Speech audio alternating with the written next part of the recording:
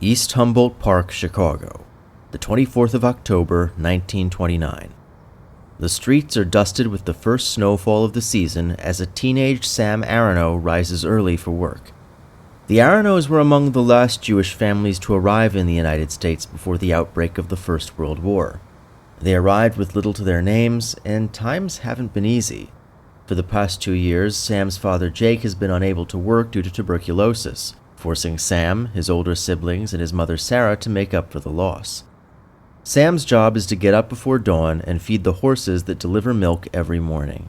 He's grown up in an age of unprecedented prosperity, but he's enjoyed precious little of it. That same morning in Cleveland, Bertie Schenker wakes up in a 3-story house with servants. Like Jake and Sarah Aronow, her parents Nathan and Celia were both born in the Russian Empire. But unlike the Aronows, they arrived in the United States in their teens. They met and married in the US, and other than a slight accent, you wouldn't assume that they'd ever lived abroad. These people simply are Americans. This is Glenville, a relatively new neighborhood popular with families who can afford to live comfortably but are blacklisted from buying homes in high society neighborhoods by virtue of being black, Chinese, Italian, Greek, or Jewish. In 1929, Glenville is mostly Jewish. The people who live there are basically who you'd expect: doctors, lawyers, bankers, medium-sized business owners, maybe a college professor or two. But Bertie's parents aren't any of those.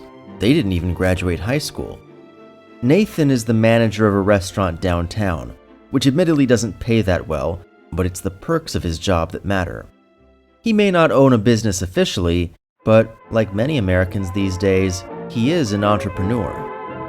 He's selling something that everybody wants. L'chaim.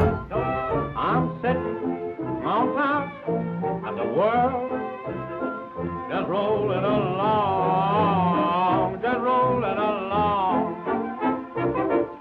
At the end of the First World War, the United States had a total Jewish population of 3.3 million, the largest Jewish population in the world. Between 1881 and 1914, the U.S. had been on the receiving end of the largest migration in Jewish history, with nearly 2 million Jews permanently resettling in the country. Though the Great War had put the brakes on transatlantic immigration, the war's end saw it pick right back up. However, it was already becoming clear that this wouldn't continue. During the 1880s and 90s, American trade unions had been largely supportive of open immigration. But by the turn of the 20th century, the pace at which unorganized, mostly unskilled laborers were arriving in the country began to seem more like a threat to the union cause than an asset. As president of the American Federation of Labor, Samuel Gompers, though a Jewish immigrant himself, began pressuring President Theodore Roosevelt to review and reform the country's immigration policy. While Congress passed a handful of new reforms, they didn't go far enough to satisfy union interests. So in early 1907, Roosevelt directed Congress to establish a joint investigative commission led by Vermont Senator William Pohl Dillingham. Their assignment was to collect existing data into a summary that would help guide future legislation, but the commission quickly realized that the information available was woefully inadequate and spiraled into a rabbit hole with no historical precedent lasting more than 4 years. Finally, in 1911, the commission concluded that open immigration was ripe for labor exploitation and a breeding ground for organized crime. They suggested that the number of immigration visas should be issued with consideration to the domestic employment situation, and that prospective immigrants should be more thoroughly vetted before entering the country. The commission was emphatic that race wasn't a factor in their analysis. In fact, they seemed to regard Jewish immigrants as examples of American immigration done right, as their high literacy rates, skilled labor, and tendency to immigrate as whole families resulted in much smoother social integration. Nevertheless, the Commission's conclusions overlap with those espoused by many prominent racists, stating that most immigrants from Eastern Europe and Asia struggled to assimilate into mainstream society. They recommended slowing the rate of immigration overall, imposing literacy tests on new arrivals, placing a ban on immigration from India, and implementing quotas limiting the number of visas by country of origin to ensure that a larger share of immigrants came from Northern and Western Europe. By the time of the Commission's report, President Roosevelt had long since left the White House. The following year, Woodrow Wilson and the strongly pro-immigration Democrats swept the presidency and both houses of Congress, And though Congress did take up the recommended preliminary literacy test and the ban on immigrants from India, the First World War caused a sharp decline in transatlantic crossings that made the issue less relevant. But in the elections of 1920, Republicans won back control of government on a much more conservative platform that opposed the existing immigration policy, albeit for very different reasons than those of their predecessors. In May 1921, Congress passed the Emergency Quota Act, which limited the number of annual visas for immigrants from each country to 3% of that country's share of the foreign-born population according to the 1910 census. This didn't actually do much to slow the rate of immigration, so Congress followed it up with the Immigration Act of 1924, which capped the number at 2% of each country's share of population according to the 1890 census for the next 3 years, after which the number of visas would be permanently set at 150,000 and issued proportionally to each country based on their share of the foreign-born population in 1920. While these acts took some inspiration from the Dillingham Commission, they went way beyond any of the report's recommendations.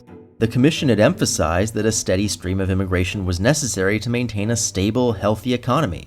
But the primary author of the new laws, Congressman Albert Johnson, had made his political name as an outspoken eugenicist and white supremacist, and made sure everyone knew his motivations.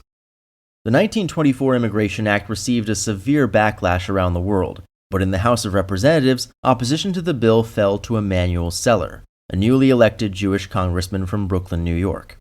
In multiple speeches on the House floor, he pointed out the hypocrisy of lawmakers who insisted that the bill wasn't racist while its author bragged that it was. But really, he never had a chance. The law passed both houses of Congress with overwhelming majorities, was one of very few laws to earn praise from the AFL and KKK, and, with only a few alterations, remained the basis for U.S. immigration policy for the next 41 years. The new policy came with some pretty big asterisks. Visas were prioritized for returning U.S. residents, as well as the children, parents, and spouses of U.S. citizens. And while immigration from most of Asia was outright banned, immigration from the rest of the Americas was virtually unrestricted. The 1924 Act did create a border patrol, but those borders were totally open to anyone with $10 and proof that they lived on the continent for at least 2 years. You might expect a lot of people to take advantage of that loophole, but the number was negligible. And by 1928, the number of new immigrants to the U.S. had fallen to its lowest peacetime level since the 1890s. While Jewish immigration continued, it fell to its lowest numbers since the 1870s and made up just 5% of all net immigration for the rest of the decade, compared to 12% during the boom years of 1881 to 1914. How did we get from the melting pot to this in 10 years?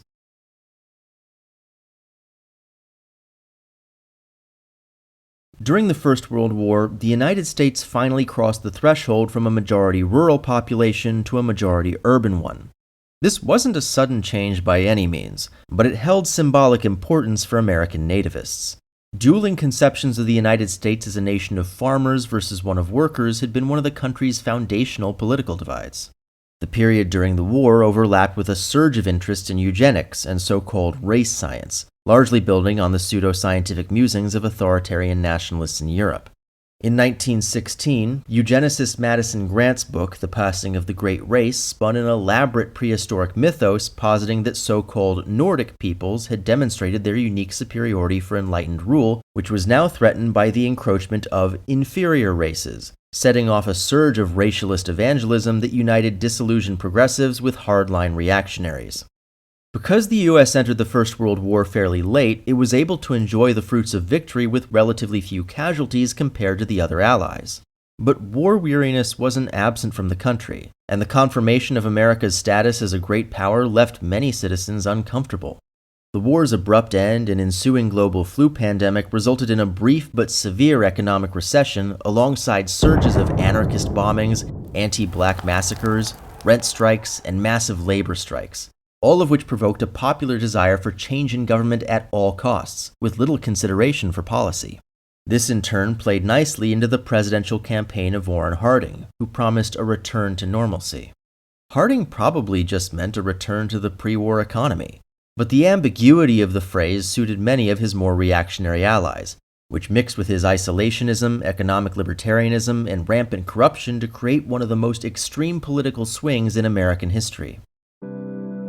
Inspired by the principles of eugenics, states began sterilizing tens of thousands of Americans without their consent and often without their knowledge based on questionable mental health diagnoses. For the first time in its history, the House of Representatives didn't add new seats to account for population growth, fixing the size of the chamber at 435, where it stands to this day. This was the era of Prohibition, a policy largely driven by racism, xenophobia, and oligarchic pressure politics. Already emboldened by the Wilson administration, laws discriminating against black citizens reached their apex in the southern states, to say nothing of the surge in anti-black violence. The 1920s were the absolute height of anti-Italianism in the US, with Italian Americans variously demonized as gangsters, unemployed layabouts, bomb-throwing anarchists, and foot soldiers of the Pope. And while anti-Semitism wasn't as widespread as antipathy towards Italian or black Americans, it was approaching a historic peak.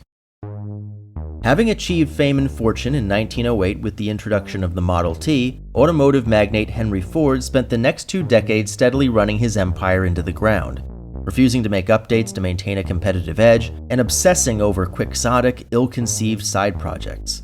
He'd just come off a failed Senate campaign and rumors that he was illiterate, leading to a successful but humiliating defamation lawsuit in which he revealed a shocking ignorance of basic American history, science, or even the car manufacturing process, raising serious questions over the legitimacy of his carefully crafted image as a genius inventor. In January 1919, he purchased his local newspaper, the Dearborn Independent, and began using it as a vehicle to validate his ever-growing paranoia. While the Independent ostensibly functioned as a normal newspaper for the area around Ford's headquarters, it also featured a recurring series of articles titled The International Jew, accusing Jews, collectively and individually, of conspiring to bring about every aspect of American society that Ford personally considered anti-American. Though Ford had been able to convince a jury that he was literate, he wasn't that literate. So most of the actual writing was done by William J. Cameron, a Canadian car executive and Anglo-Saxon supremacist mystic, and Boris Brazel, an exiled Russian monarchist who'd recently become the first US publisher of the Protocols of the Elders of Zion. This helps explain why the articles swing wildly between accusing Jews of undermining democracy through authoritarianism and accusing them of undermining authoritarianism through democracy. The message was simple. Literally any new policy, idea, or culture that challenged Ford's childhood nostalgia was a Jewish conspiracy. Any Jew acting in any capacity did so as part of a Jewish hive mind, whereas anyone else was simply an individual responsible only to themselves. And of course, anything that Jews did was labeled negatively only when it was done by them or people willing to work with them. Underworld? Lascivious filth. The Birth of a Nation? Wholesome family entertainment. The Dearborn Independent was extreme even by the standards of 1920s racist propaganda. Perhaps more importantly, the articles often attacked specific living people, Jewish or otherwise. Occasionally, those attacks were specific enough that one might call them unreasonable, malicious, and provably false, also known as libel. So once the lawsuit started coming, Ford denied knowing anything about the articles, settled out of court, and shut the newspaper down for good in 1927. Finally, he issued a formal apology in the American Jewish Yearbook, which he later retracted out of sympathy for Nazi Germany. The following September, 4-year-old Barbara Griffiths went missing for one night in the woods outside the border town of Messina, New York. Though she returned home alive and unharmed the following day, New York State troopers continued to investigate her disappearance on the basis of a supposed tip that she'd been kidnapped by the Jewish community for use as a human sacrifice for Yom Kippur. As the story went national, this became a huge embarrassment to the town, and the mayor issued an apology. Despite claims of having received a tip from an unnamed informant, the more likely explanation is that the state troopers in question were members of the Ku Klux Klan, which was quite typical for law enforcement at the time. Popularized by their depiction in the 1915 film The Birth of a Nation, what had been a short-lived terrorist group bent on disenfranchising black Southerners after the Civil War was resurrected as a highly organized faux chivalric order. And by expanding their targets to include Jews and Catholics, they'd become a truly nationwide phenomenon, as well as an extremely powerful political lobby. Science fiction author Olaf Stapledon called it a lynching mood. Bill Bryson called it the Age of Loathing. And that's certainly one perspective. But you have to wonder, did most Americans want this? Were they significantly more bigoted in the 1920s than in the decades before or after?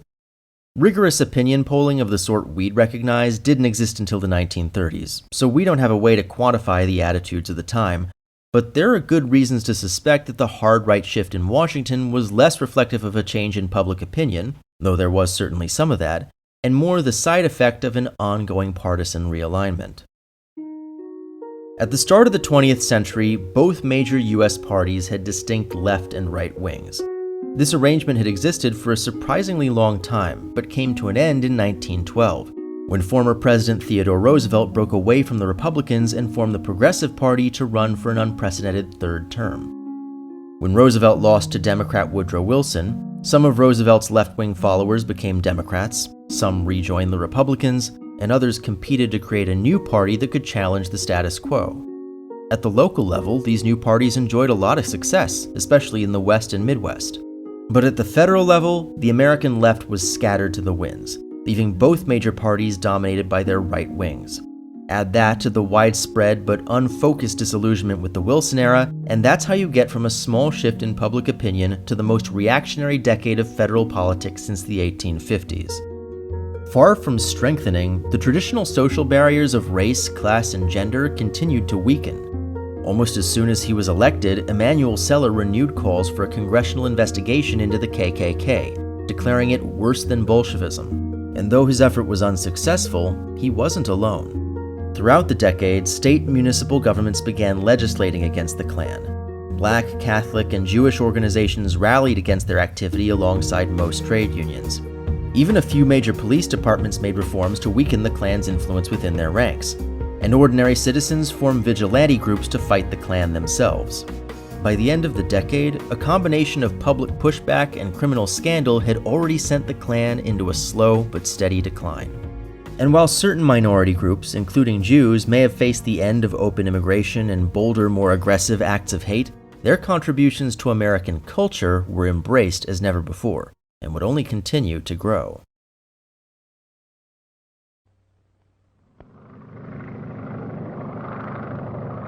I've seen lots of explanations for why Jewish Americans became so disproportionately active in the American film industry, but if you ask me, it's mostly because of theater. During its period of unification in the mid-19th century, the Kingdom of Romania, while liberalizing its constitution for most of its population, instituted new and increasingly draconian prohibitions on Romanian Jews, banning them from certain jobs and imposing strict limits on their employment in most others. A legal regime that only ended in the 1920s. But one sector of the economy that notably wasn't regulated in this way was the performing arts, resulting in a distinctly Jewish culture of theater and music that soon spread to the neighboring Russian Empire. As around 2 million Jewish immigrants from these countries arrived in the US over the following decades, they brought this culture with them, resulting in a thriving Yiddish American theater scene. At the same time, American theater, especially in New York, was exceptional for its comparative size and profitability. Because of that same wave of immigration and industrialization, theater audiences kept growing, inflating budgets and leading to an arms race of production values that would soon find a more natural home in cinema. When the American film industry began to form, it too was based in New York and was heavily reliant on large studio spaces, often provided by immigrant wholesalers and retailers in places like Flushing, New York and Fort Lee, New Jersey. And being a new industry, the barrier to entry was unusually low, so marginalized groups, including Jews, were drawn to it for want of opportunities in more established businesses. By 1908, inventor Thomas Edison had bought up most US patents for filmmaking technology, at which point he and several production companies formed an illegal trust to suppress the use of off-brand equipment. The degree to which this compelled filmmakers to leave the Northeast is debated, but it's certainly true that many producers began fanning out across the continent in the hope of establishing a new center for the industry. In 1912, a Jewish theater owner from Chicago named Carl Laemmle, who'd been one of the most vocal opponents of the trust, founded Universal Pictures just outside Los Angeles, which he found attractive for its Mediterranean climate, varied terrain, cheap land, and relative absence of unions. Other companies had established small satellite operations in LA, but Universal was the first major studio to be headquartered there, and the films that they released only enticed more producers to move their operations to the area. The Edison Trust was dissolved by the federal courts in 1915, but it no longer mattered. By 1920, Greater Los Angeles was home to 7 major studios, though curiously few of them were located in Hollywood, the outlying borough which soon became a metonym for the entire American film industry. Of those 7, 5 had at least one Jewish founder. Yet Los Angeles was notable at the time for how few Jews lived there, and the rise of Hollywood didn't change that. As today, the film industry made up a surprisingly small share of local employment alongside the railroads, textiles, and the emerging automotive and aerospace sectors. And while Jews made up a disproportionate share of film industry professionals, they were never the majority. When the first Academy Awards were held in 1929, only 4 of the 28 nominees and 3 of the 11 winners were Jewish. Explicit Jewish representation was also extremely rare, even compared to their share of the U.S. population.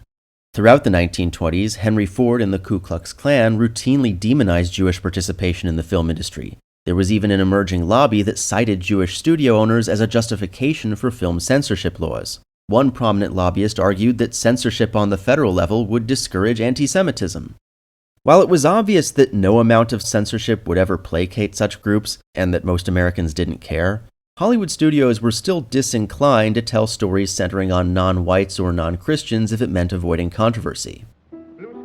It's telling that the most overtly Jewish American film of the decade, starring a prominent Jewish advocate for black civil rights no less, is only remembered as a gimmicky technical achievement in sync sound in which said star performs in blackface. The 1920s were weird. Even when Variety praised the jazz singer's Jewish representation, they still found it pretty shocking. And despite being the second highest grossing film of 1927, studios remained wary of covering similar ground, often whitewashing Jewish characters and themes even when adapting Jewish-centered plays and novels. Nothing but blue skies from now on.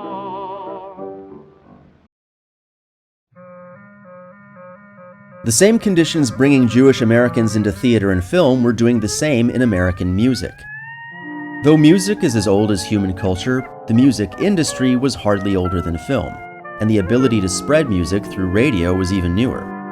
Before recorded music became commercially viable, a number of publishers began setting up shop in the offices above New York's Flower Market in order to produce sheet music for people to perform at home.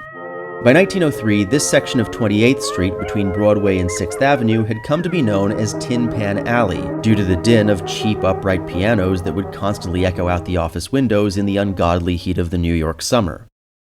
What makes Tin Pan Alley unusual from our modern perspective is that the songwriters who relied on publishers to print their music were given the option to partner with the publishers in exchange for going out and promoting their own work, a practice known as song plugging. Owing to this unusual business model, many of Tin Pan Alley's early songwriters had no professional music experience.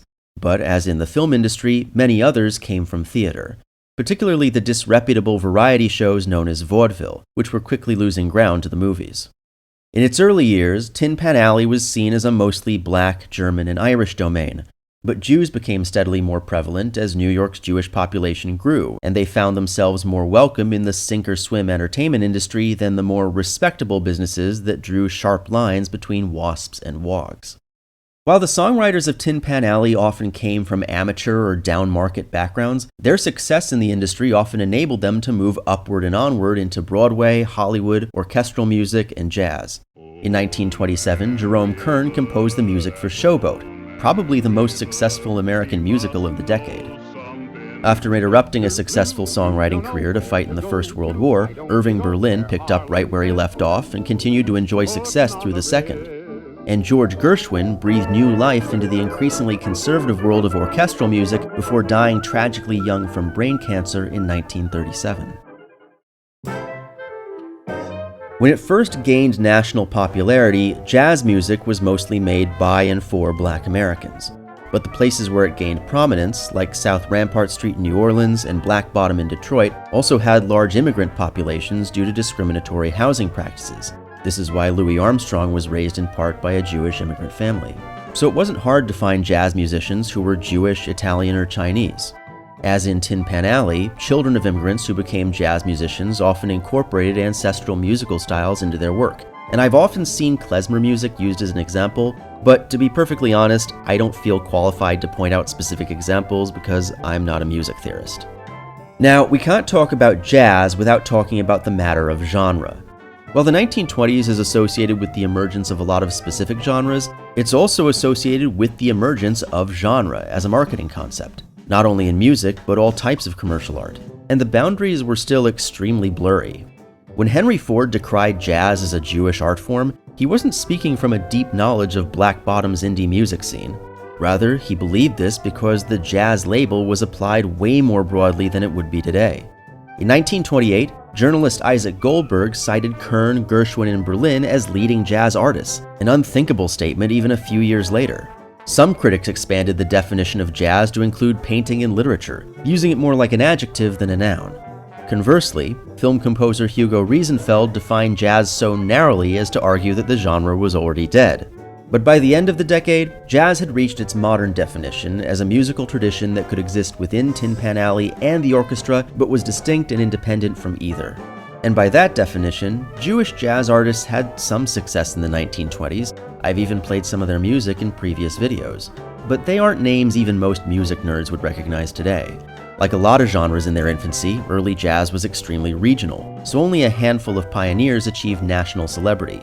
The real Jewish legends in jazz wouldn't break through until the arrival of swing. The circumstances that led to Prohibition are actually very similar to those that led to the new immigration laws. For the previous century, American alcoholism had been an epidemic on a scale we can't really imagine today, so there was a lot of popular support for some kind of legal regime to combat it. But the peculiar partisan landscape that followed World War I led to a disproportionately reactionary political culture. It probably goes without saying that bigotry against blacks, Jews, Catholics, and Germans played a large part in Prohibitionism. The KKK was one of its loudest advocates. This had resulted in limited prohibition during the First World War, but the new, more reactionary post-war order enabled a special interest group called the Anti-Saloon League to pressure Congress into fast-tracking their own version of prohibition that was far more extreme than most voters or even lawmakers actually wanted. The Volstead Act, as it became known, made it illegal to produce, import, transport, or sell any beverage containing more than 0.5% alcohol by volume. For comparison, most alcoholic drinks in the US today are at least 5%. In a vain effort to stop people from drinking industrial alcohol, it was required to be poisoned, resulting in many deaths over the next several years. There was one major loophole in the law. Because most Americans required sacramental wine in their religious rituals, priests and rabbis could obtain a license to buy wine on appointment from their governing authorities.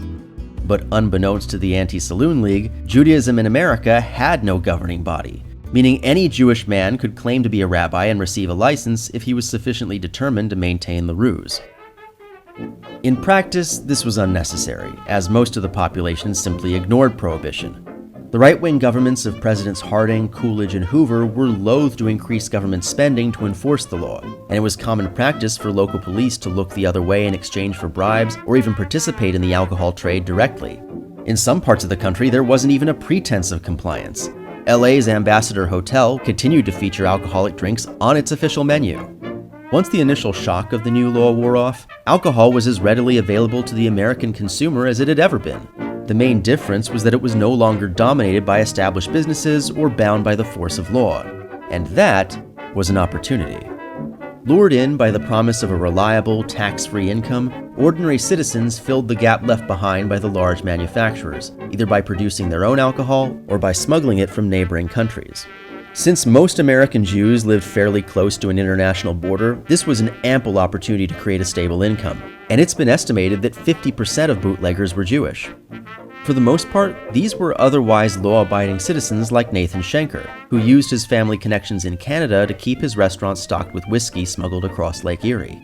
But Prohibition created even bigger opportunities for organized crime. Prohibition didn't create Jewish organized crime.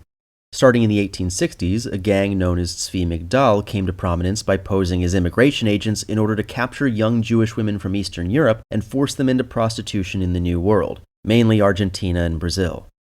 Though Tzvi Migdal was fairly inactive in the United States, testimonials from women who'd escaped the gang helped inspire efforts to criminalize prostitution across most of the US. But prostitution had already been illegal in New York since 1848. And it was exactly that illegality that facilitated the rise of Jewish American gangs. Throughout the melting pot era, many young Jewish women on New York's Lower East Side actively pursued prostitution as an alternative to the low pay and dangerous conditions of factory work. And because this was illegal, they became easy prey for pimps and racketeers who could fend off rival gangs, pay police to look the other way, and coax yet more factory girls into their operations. By 1909, the Dillingham Commission estimated that almost half of New York City's prostitutes were Jewish. Anecdotal reports suggest a similar situation in Chicago and San Francisco. From there, New York's criminal underground expanded into high-stakes gambling.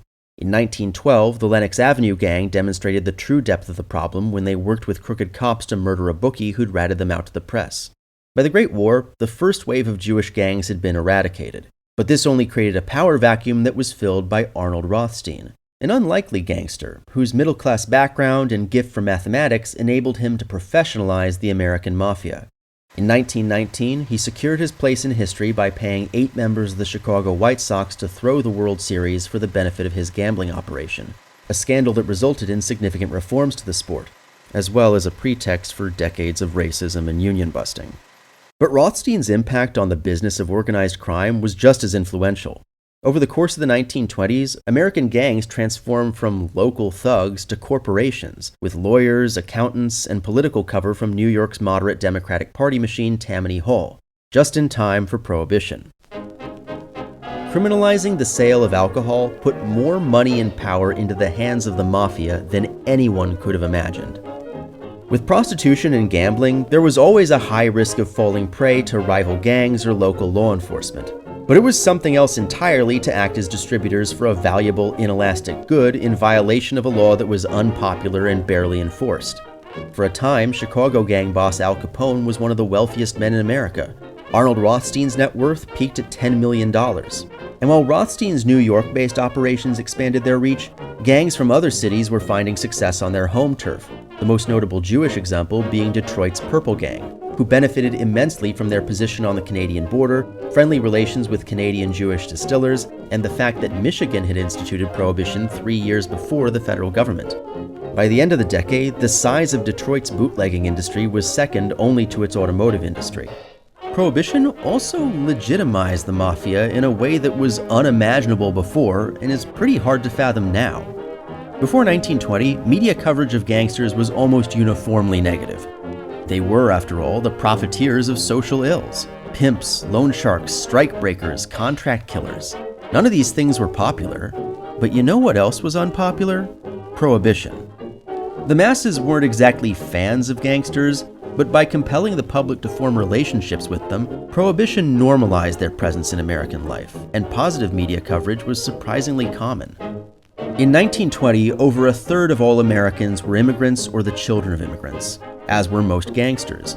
And while they may have gone about it in a slightly different way, these guys were pursuing the American dream, earning a living and securing a future.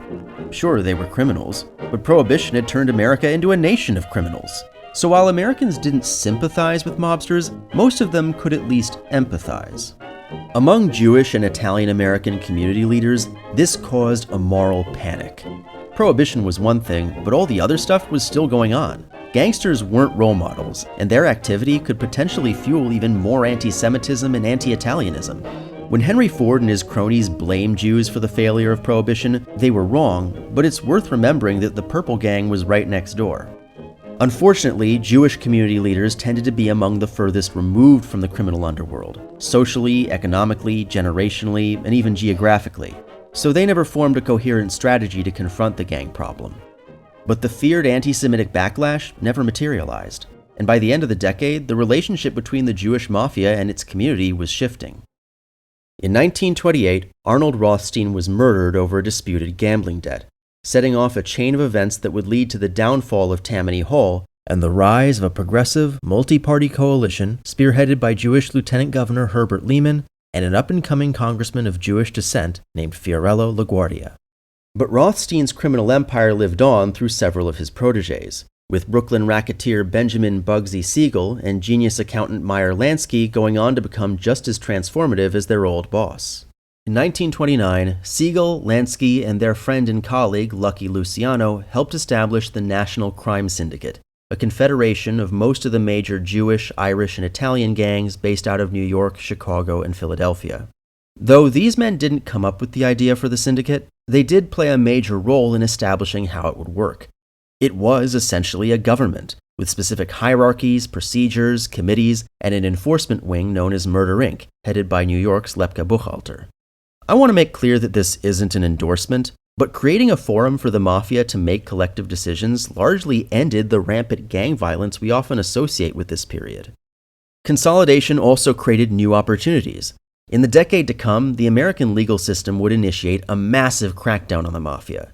The accompanying end of Prohibition would eliminate their main source of income, and those like Siegel and Lansky, who avoided murder, execution, or life in prison, quickly began cashing out in favor of legitimate business ventures. They even began giving back to their communities and reconciling with the Jewish organizations that had once condemned them. Like I said, these men saw themselves as embodiments of the American dream, and with that came a sincere appreciation for the liberal democratic tradition that had enabled their rise to fame and fortune. Exactly how they did that is a story for another time. Indeed, the end of the 1920s in America would prove just as sudden and catastrophic as its beginning. On the morning of the 24th of October 1929, Sam Aronow woke up early for work, Bertie Schenker awoke in her 3-story house, and the U.S. stock market crashed. The rampant speculation and deregulation of the economy had reached its natural conclusion. The Great Depression had begun. Everything was about to change again.